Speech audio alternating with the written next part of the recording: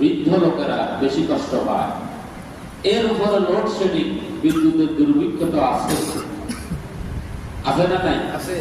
যখন যেটা দরকার তখন সেটা নাই। আরব দেশে গরম থাকলেও সে দেশে ব্যাকআপ, তাদের এরকম গরম যদি বছর ঠিকও থাকে তখন কোনো অসুবিধা নেই, এরা এসি থেকে বাইরে হওয়া লাগে না। কিন্তু আমাদের দেশে সমস্যা আছে না নাই? সারা রাত মানুষ ঘুমাইতে পারে না, মানুষের কষ্টের কোনো শেষ নেই। কি যে এক অবস্থা, এক হাহাকার। এখন এই গরমগুলি কেন হয়? এই যে একদিকে গরম, আরেকদিকে বৃষ্টি নেই। এখন সারা বাংলাদেশে বিভিন্ন জায়গায় জায়গায় জায়গায় বৃষ্টির জন্য মানুষ নামাজ পড়তেছে। কি করে আপনারা দেখছেন, শুনতেছেন?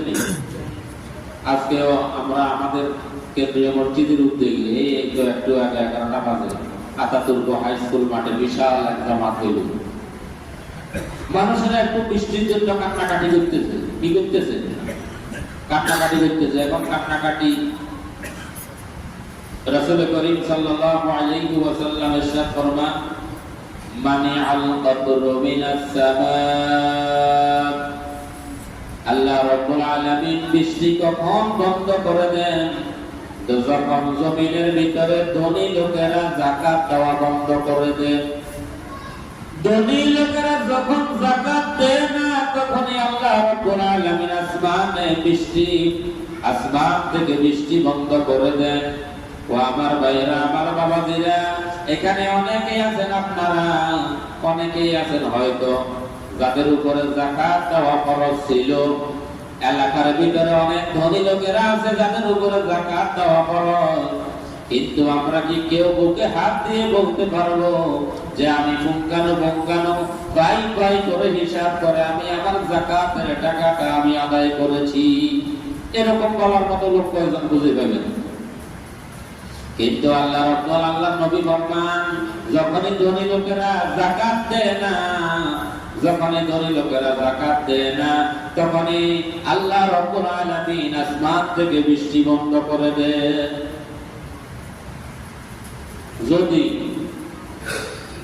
ওয়ালাউলাল বাহাইমুল লামা ইউতারু, আল্লাহ রাসূল ইরশাদ ফরমান, ওয়ালাউলাল বাহাইমুল লামা ইউতারু, যদি জমিনের ভিতরে পশু পাখি, হায়াত, জানোয়ার, অন্যান্য মাখলুক না থাকতো, এই যে বৃষ্টি বন্ধ হইল কিয়ামত পর্যন্ত বন্ধই থাকতো। এই জন্য আল্লাহ রাসূল যখনই এরকম রাসূল করিম সাল্লাল্লাহু আলাইহি ওয়াসাল্লাম সাহাবায়ে কেরামদেরকে নিয়ে খোলা ময়দানে বৃষ্টির জন্য দোয়া করেছেন, মরণে হাদিস আছে, দোয়া আল্লাহ রাসূল করেছেন বৃষ্টির জন্য। তবে ওই বৃষ্টি, ওই দোয়াতে যাওয়ার জন্য আল্লাহ রাসূল শিশুদেরকেও যাইতে বলছেন, মহিলাদেরকেও বলছেন জামাতে যাওয়ার জন্য। এবং শুধু এখানে নয়, বলতেছে তোমরা আসার সময় তোমাদের বাড়িতে, যার বাড়িতে ওট আছে, ভেড়া আছে, ছাগল আছে, গরু আছে, ওই পশুগুলোকে তোমরা নিয়ে আসবে। সাহাবায়ে কেরাম তো হুজুর এগুলো কি নামাজ পড়বো নি? কারণ এগুলোর পাশে বাঁধি রাখবে, কারণ আমার আর আপনার তো গুনাহের শেষ নাই। এরা হচ্ছে বেগুনাহ, এরা হচ্ছে মাসুম। অন্তত এদের উসুলে হলো আল্লাহ পাক রহমতের বৃষ্টি দিবেন। সুবহানাল্লাহ। আমাদের গুনার কি কোনো শেষ আছে?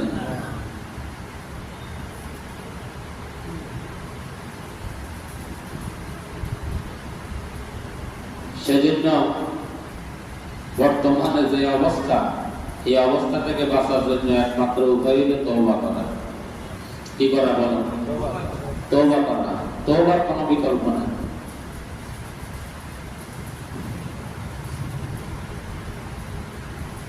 সূরা নূহের ভিতরে আল্লাহ রাব্বুল আলামিন ইরশাদ ফরমান, ফাকুলতু ইস্তাগফিরু রাব্বাকুম ইন্নাহু কানা গফফারা। যারা গুনাহ করেছো, গুনার তো কোনো অভাব নাই, আগে তওবা করো, আল্লাহর কাছে ক্ষমা চাও।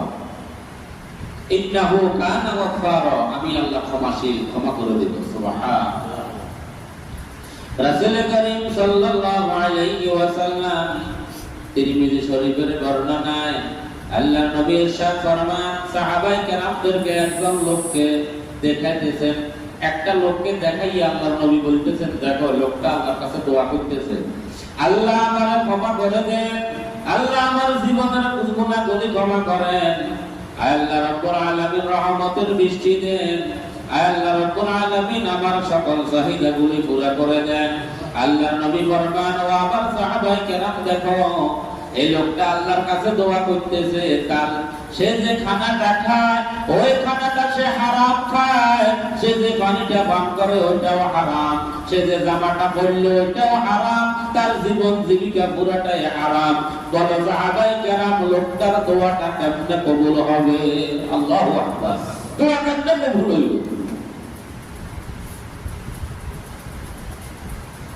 এরকম হারামের ভিতরে আমরা আছি না নাই? হারামের সাথে আমাদের সম্পর্ক আছে না নাই? আমরা তো হারামের ভিতরে ডুবে গেছি। দোয়া কাটতে কবুল হইল? দোয়া তো করতেই আছে, দোয়া তো চলতেছে। আল্লাহ রাব্বুল আলামিনের দেওয়া প্রদত্ত বিধান, প্রদত্ত দায়িত্ব যখন ছেড়ে দিবেন, তিরমিজি শরীফের আরেক হাদিসে হযরত হুযায়ফা ইবনে ইয়ামান রাদিয়াল্লাহু তাআলা আনহু থেকে বর্ণিত, আল্লাহর রাসূল ইরশাদ ফরমান যে আমি আল্লাহ কসম করে বলতেছি, তোমাদের উপরে আল্লাহ রাব্বুল আলামিনের যে দায়িত্ব এক নম্বর দায়িত্ব হলো তা'মুরুনা বিল মা'রুফ, মানুষদেরকে তোমরা ভালো কাজের দিকে কি করবে? আহ্বান করবে। তোমরা ভালো কাজের দিকে মানুষদেরকে দাওয়াত দিবে। ওয়া তানহাউনা আনিল মুনকার, এবং খারাপ কাজ থেকে মানুষদেরকে কি করবে? বিরত রাখবে। অন্যায় অবিচার, যত খারাপ কাজ, যত অন্যায় আছে, যত অবিচার আছে, যত জুলুম আছে, এগুলোর বিরুদ্ধে তোমরা প্রতিবাদ করবে। এগুলোর বিরুদ্ধে কি করবে? প্রতিবাদ করবে।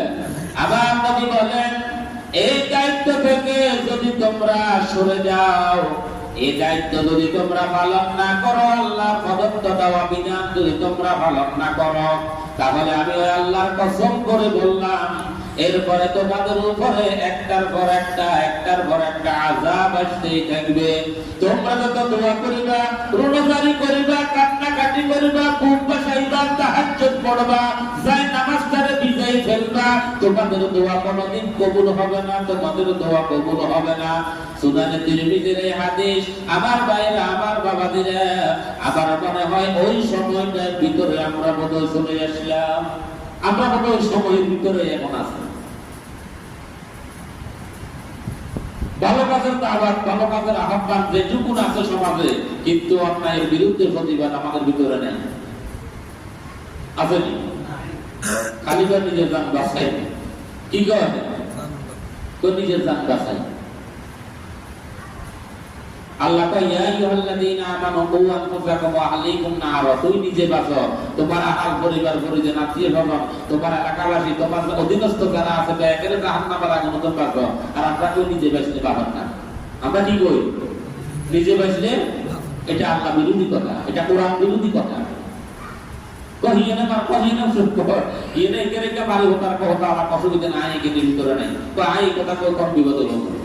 ওই যে ফরিদপুরে মধুখালী উপজেলায় এই হচ্ছে 3-4 জনের এই হিন্দুরা বিড়ি মারিয়ে গেছে, মুসলমানরা মাথা না। ও বাবুর কথা কই আবার কম বিপদে হল।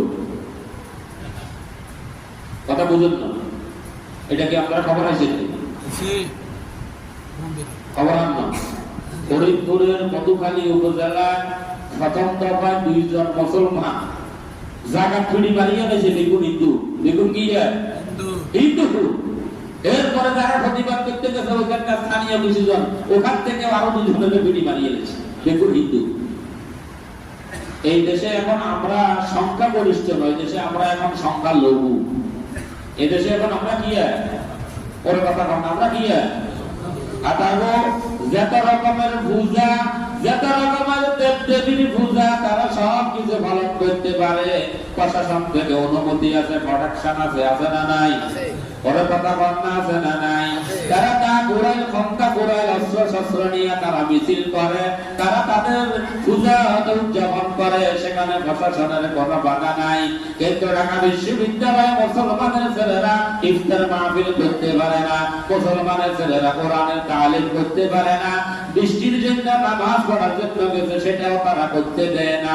এরা আবার কারা? আমরা কি এই দেশে সংখ্যালঘুতে পরিণত হয়েছি? আমরা তো এখন সংখ্যালঘু হয়ে না, সংখ্যাগরিষ্ঠ আমরা কোথায় পাইছি? মুসলমান কথা বলে না, অন্যায়ের প্রতিবাদ মুসলমান করতে ভুলে গেছে। এই জন্য আমার নবী বলেছেন, যখন তোমার উপরে অর্পিত তুমি করবা না, তুমি যখন ছেড়ে দিবা এরপরে যাতে দোয়া করবা, কান্নাকাটি করবা, রোনাজারি করবা, নামাজের গায়ে নামাজ ভিজাইবা, মুখ ভিজাইবা, দাড়ি ভিজবে, তাহাজ্জুদ পড়বা, যতই কান্নাকাটি করবা তোমার এই দোয়া আসমানে যাবে না, তোমার এই দোয়া আল্লাহ কবুল করবে না। দোয়া তো হইতেছে, মানুষ আমার কাছে আইয়ে হুজুর একটা দোয়া করেন, হুজুর এই দোয়া করেন, হুজুর এই দোয়া করেন। এই যে বৃষ্টির জন্য নামাজ হইবার কথা কয়েক দিনে মানে ডাকর কইয়া মুসল্লিরা মানে আমি এখন ঘুম যেতে পারতেছি না, হুজুর আমাকে এক জায়গায় করেন, আগে করান না, হুজুর আমি তো করেন না। শেষ মাস আমি এখন বিরক্ত হই, আগে বাবুরে এটা করেন, ব্যাগে মিলি করেন, আগে ওইটা আমি খতিব সাহেবের দাবার দেন, খতিব সাহেবের দিয়ে করেন। বাবু আমি ছোট হুজুর আম দোয়া তো দিয়ে আবার যদি বৃষ্টি বৃষ্টি না হয় আবার আর কম বিপদে পড়ব, বড় হুজুরে করেন। মানে মানুষের মনে করে বৃষ্টির জন্য নামাজ হচ্ছে, বৃষ্টি তো আসবে। তবে হ্যাঁ, এই বিশ্বাস আর এই আকীদা নিয়ে নামাজে যাওয়ার জন্য বলছেন বিশ্ব নবী মুহাম্মদ রাসূলুল্লাহ সাল্লাল্লাহু আল্লাহ রাসূল নামাজের জন্য গেছেন মাঠে। ছোট্ট ছোট্ট রাসূলের সাহাবীরা, অবয়সী সাহাবীরা, তারা ওই তখনকার সময়ে রাখি ধরেন না ছাতা নিয়ে তারা বাইরে। এখন অন্য লোক দিকে তোমরা ছাতা নিয়ে কোথায় যাও? তো কেন? আমরা তো দেখতেছি ওখানে এই যে এখন বৃষ্টির জন্য নামাজ হবে, দোয়া হবে, এরপর আমি কি ভিজে আসবো নাকি? আমি কি ভিজে ভিজে আসবো নাকি? আমার ছাতা লাগবে না। এটা হচ্ছে ঈমান। এটা কি ঈমান? এটার নাম হচ্ছে ঈমান। আমার আপনাদের ভিতরে কি ঈমান আছে? এরা ঈমান নিয়ে গেছে মাঠে যে আমি নামাজ পড়ব, দোয়া করব, বৃষ্টি আসবেই, এরপর আমি ভিজে ভিজে আইতার কাম ছাতা হয়েছে, নয়তো আমি ভিজে আই কইব। এটার নাম ঈমান। এটার নাম কি? আমার আপনার ঈমান কি আছে?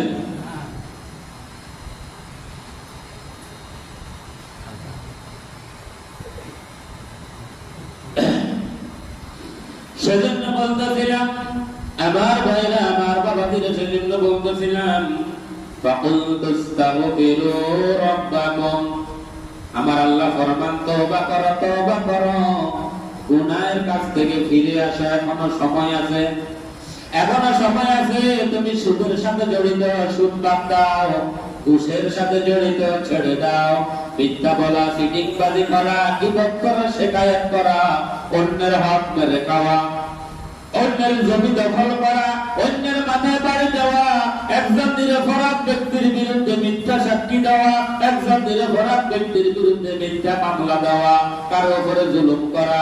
খবরদার এগুলা থেকে ফিরে আসো, জুলুম থেকে ফিরে আসো। তোমার উপরে যাকাত ফরজ, যাকাত গুলি আদায় করো, গরিবের হক আদায় করে দাও, আত্মীয়ের হক আদায় করো, বোনের হক আদায় করো, ভাইয়ের হক আদায় করো, যার যার হক গুলি আদায় করে দাও।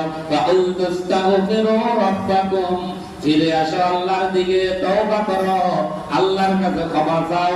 ইন্নাহু কানা গফফারা, আমি আল্লাহ ক্ষমাশীল, তোমাদেরকে ক্ষমা করে দিব। সুবহানাল্লাহ। কি কোন সবাই রাজি আছেন? ইনশাআল্লাহ। আগে তওবা করতে হবে। আগে কি করতে হবে? আগে তওবা করা লাগবে। যদি তওবা করেন, খাঁটি তওবা, খাঁটি তওবা যদি আমরা করতে পারি, তাহলে এক নম্বর পুরস্কার, এক নম্বর পুরস্কার, ইউরসিলিস সামাআ আলাইকুম মিদরারা।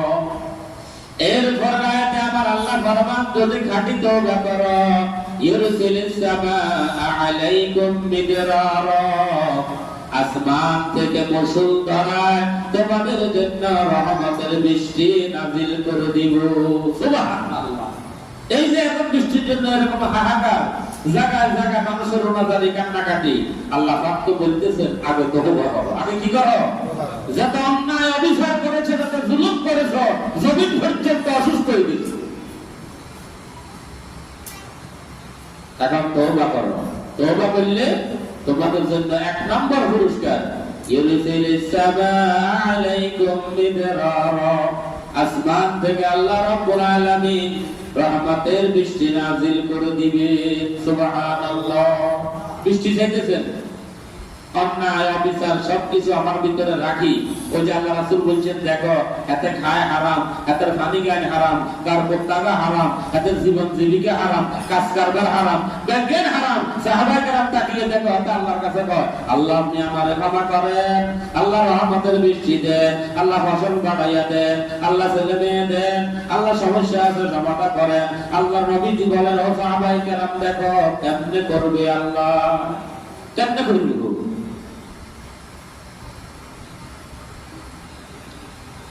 আগে তওবা করতে হবে। আগে কি করতে হবে? আগে তওবা। তাহলে আল্লাহ রাব্বুল আলামিন আমাদের উপরে রাজি হবেন, খুশি হবেন ইনশাআল্লাহ। এরপরে আরো পুরস্কার, ওয়ায়ুমদিদুকুম বিআমওয়ালিন ওয়া বানিন ওয়ায়াজআল লাকুম জান্নাতিন ওয়ায়াজআল লাকুম আনহারা। আরো পুরস্কার আছে। এক নম্বর পুরস্কার হইলো এই যে এখন যেটা চাইতেছেন আপনারা কান্না কাটি জায়গায় জায়গায়, আল্লাহ বৃষ্টি দেন, আল্লাহ বৃষ্টি দেন। আল্লাহ পাক বলতেছে এক নম্বর পুরস্কারই হলো বৃষ্টি। সুবহানাল্লাহ। এক নম্বর পুরস্কার কি? বৃষ্টি। এরপরে দ্বিতীয় নম্বর পুরস্কার আমার আল্লাহ ফরমান, ওয়ায়ুমদিদুকুম বিআমওয়াল, যার কাছে টাকা নাই, পয়সা নাই, অর্থ নাই, সম্পদ নাই, আমি আল্লাহ যদি সে খাঁটি তওবা করে আমার দিকে ফিরে আসে, আমি আল্লাহর কাছে ক্ষমা চাই, আমি আল্লাহ তার মালের যার যত অভাব আছে সব অভাব দূর করে দিব। সুবহানাল্লাহ। তার মালের কোনো অভাব হবে না, সেটা আমি দূর করে দেব। কে কয়? আল্লাহ। তাহলে তওবা করার দরকার আছে না নাই? তওবা করলে লাভ আছে না নাই?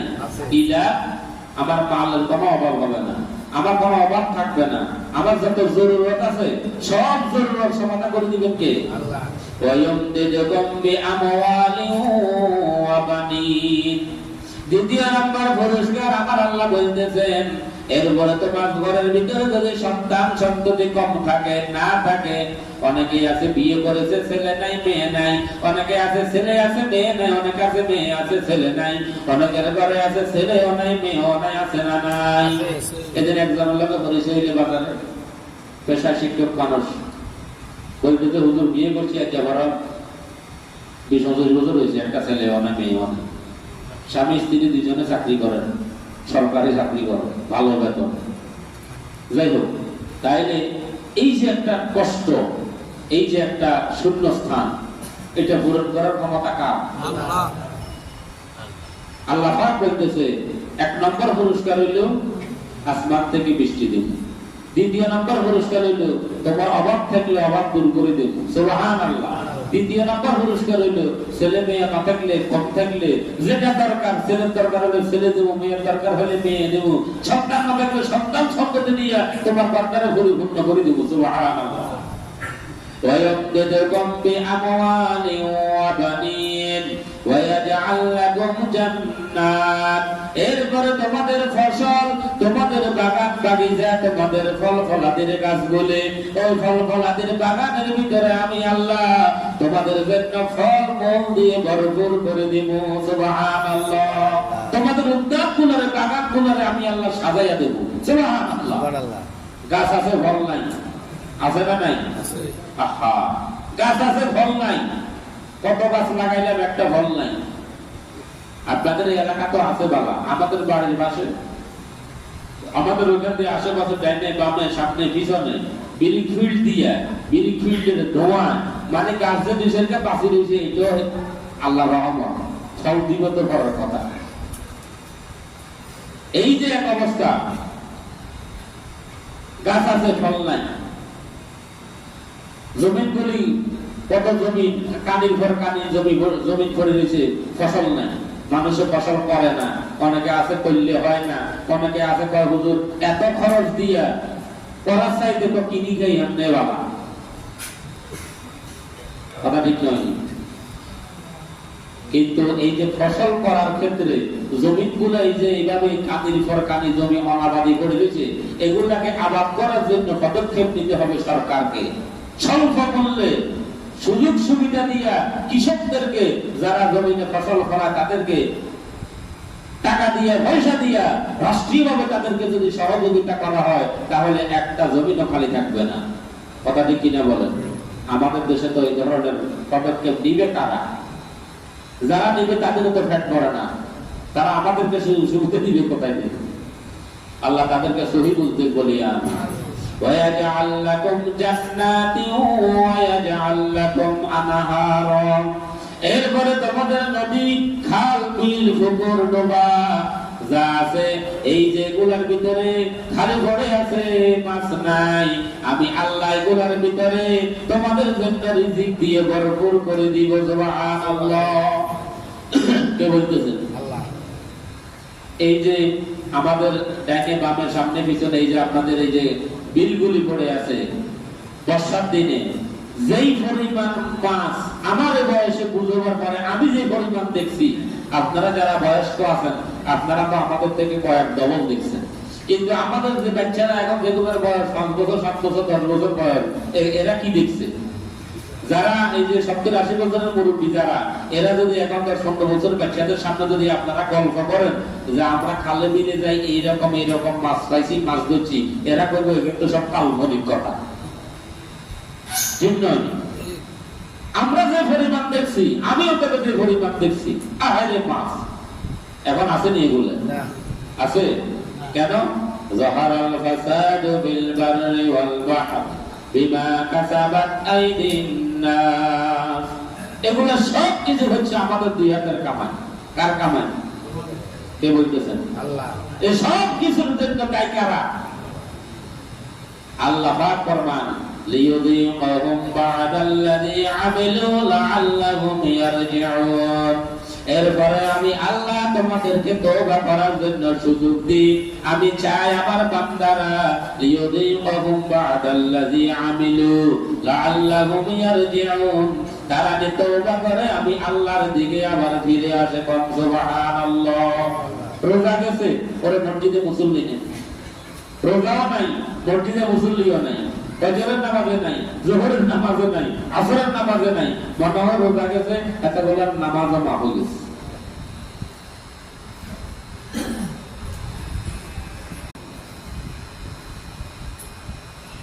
আল্লাহ রাব্বুল আলামিন আমাদের সবাইকে বুঝার তৌফিক দেন বলি আমিন।